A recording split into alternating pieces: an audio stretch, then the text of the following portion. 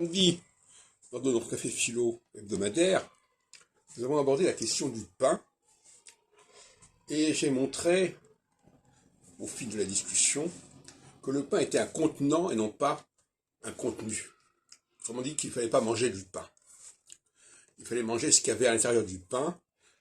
Moi, j'ai bien connu les pitotes quand j'étais en Israël. On met des choses à l'intérieur de la pita. La pita se présente comme une sorte d'enveloppe. Et on n'a pas à manger l'enveloppe, on ne mange pas la banane avec sa peau, etc. Et de la même façon, la langue,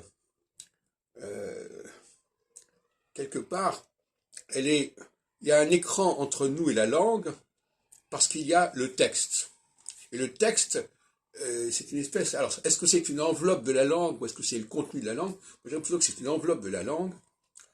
Et il faut accéder directement à la langue, à sa structure même, plutôt que de s'arrêter au texte dont elle est chargée à un moment donné, de manière tout à fait épiphénoménale. Donc, il ne faut pas confondre le contenant et le contenu. Il ne faut pas confondre, comme dirait Saussure, le signifiant et le signifié. Et l'astrologie a souvent été victime de cela. Elle a été victime d'une sorte de toute catégorie de signifiants, les signes zodiacaux, les noms des planètes, alors qu'en réalité, tout ça, ça fait obstacle à la connaissance de l'astrologie.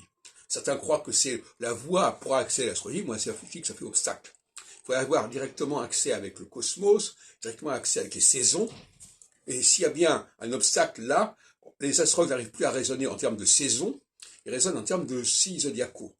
Et les signes zodiacaux, ça fait écran avec la compréhension des saisons, tout comme les noms des planètes font écran avec la compréhension du système solaire. Ce qu'avait parfaitement compris André Barbeau à sa façon, puisqu'il ne tenait compte dans son astrologie mondiale ni des signes zodiacaux, ni du nom des planètes.